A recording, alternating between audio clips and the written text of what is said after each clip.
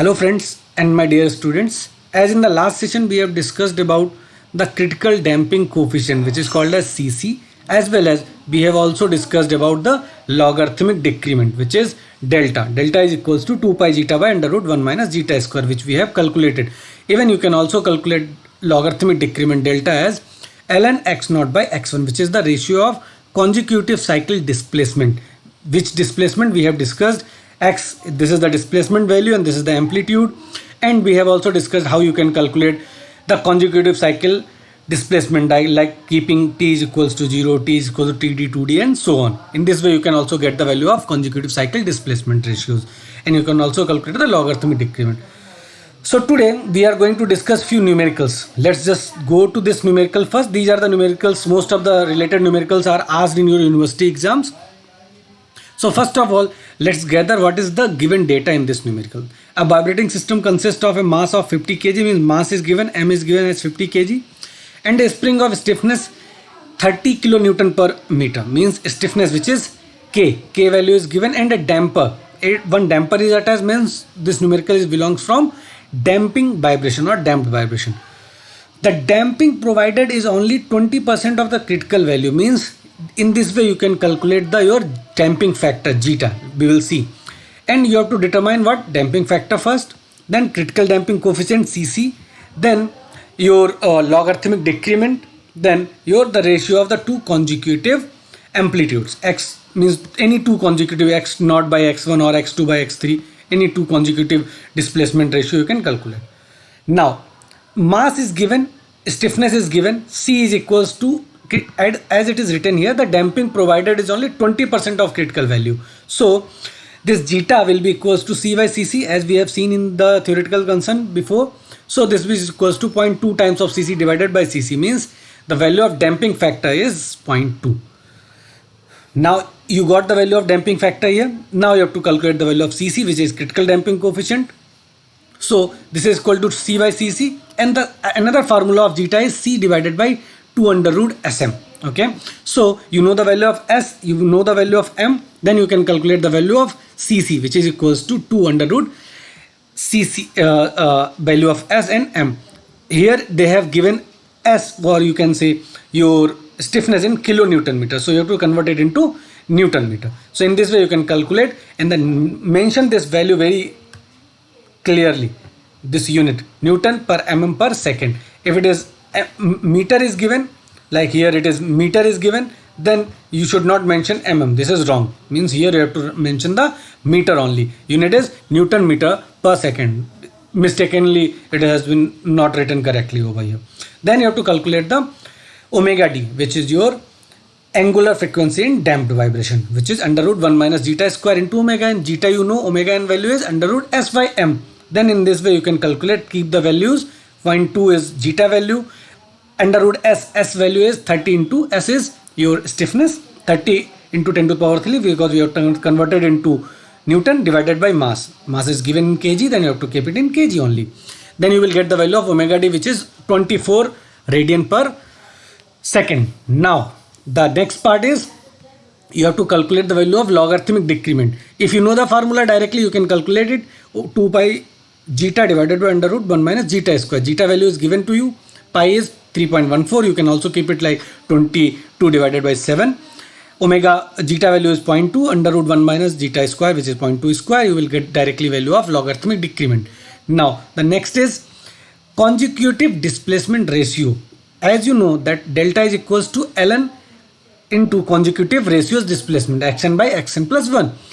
You know the value of delta, you just take the value, e to the power delta, then you will get the value of xn by xn plus 1, or ratio of two consecutive displacement. You can also take e to the power 1.28, which is you have already calculated. You can directly calculate it with the help of scientific calculator, e to the power this value, and you will get your answer. So these, whatever the questions it has been asked, all queries, all the questions you have covered over here. Let's go to the next numerical. In a single degree damped vibration system, a suspended mass of 8 kg makes 30 oscillation in 18 seconds. The amplitude decreases to 0.25 of the initial value after 5 oscillation. Determine the stiffness delta, zeta and C. This is just a reverse question over here. So Mass is given 8 kg and number of oscillations are mentioned. Time period is mentioned for 180 seconds. Frequency you can calculate like number of oscillations per second, which is called as frequency of any vibration, divided by one. It is not 180, it is 18. As you can see in the numerator, it is 18. Somehow it is mistyped. So 30 by 18, you can calculate the value of frequency, which is 1.67 hertz. You can also calculate the natural angular velocity, which is 2 pi fn. Okay, 2 pi fn is your frequency, natural frequency. 2 pi into fn value is 1.67. You can also get the value as 10.47 radian per second, which is omega n value. Now, if you know the value of omega n and your formula of omega n is under root s by m, you know the value of mass. Two values you know in this particular relation, you can easily calculate the value of stiffness, which will you can get it like 877 Newton per mm, Newton per meter. Okay. Now, if you want to convert it into Newton per mm, you can also write it like this, or you can also write like 0.877 kilonewton per meter. Okay. This is up to you how you want to represent this particular unit. Okay. Next is given amplitude decreases 0.25 of initial after 5 oscillation. This is a tricky question. You note it down. Like after 5 oscillation means x5 will be equals to 0.25 of x naught, which is your first oscillation. So your the ratio of this value will be 1 divided by 0.25, and you can also write down x naught by x5 like x naught by x1, x1 by x2, x2 by x3, x3 by x4, x4 by x5. So, and this can also be written as x naught by x1 to the power 5, because all consecutive ratio of displacement will be equal. So in this way you can also write down the value of x naught by x1 is equals to x naught by x5 to the power 1 by 5. Okay, and you know the ratio of this x naught by x5, which is 1 upon 0.25, which is equals to x naught by x1. If you with the help of this you can calculate x naught by x1 means ratio of only one consecutive cycle, means two ratios of consecutive displacement, which is equals to 1.32 here. Then you can calculate the value of delta, which is equals to ln of this particular consecutive ratio, which is the exact formula. With the help of that you can calculate the value of logarithmic decrement. Okay, so in this way you can also solve the numericals. Now if you know the value of delta, then you can easily calculate the value of zeta, which is equals to 2 pi zeta under root 1 minus zeta square. This is the exact another formula of your logarithmic decrement, which you have already calculated at 0.278. Okay, so if you will keep this value, you will know the value of zeta, means there will be a quadratic equation. You always take the positive root of that. But okay, in this way you can calculate the value of zeta.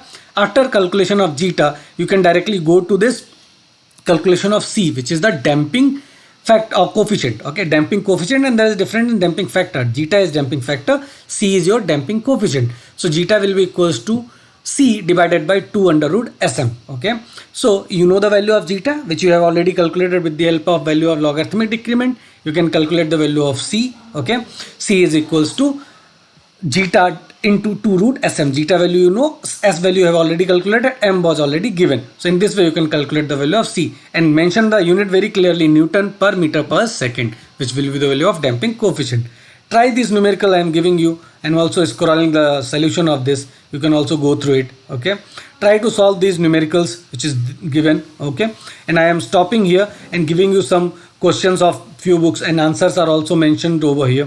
You can also go through it. Okay, try to solve these numericals, okay, on your book, so that you can have a better idea about this damped vibration. And we will also come with the next unit of unit 4 of your BTech 6th semester, 3rd year of mechanical engineering of mechanical vibration of Rajasthan Technical University's curriculum. Okay, so stay tuned with Engineering College Banswara YouTube channel for more such updates about different branches of engineering like mechanical, electrical, civil and computer science. Thank you so much for your patience hearing, and do subscribe the Engineering College Banswara YouTube channel for more such updates. Thank you so much.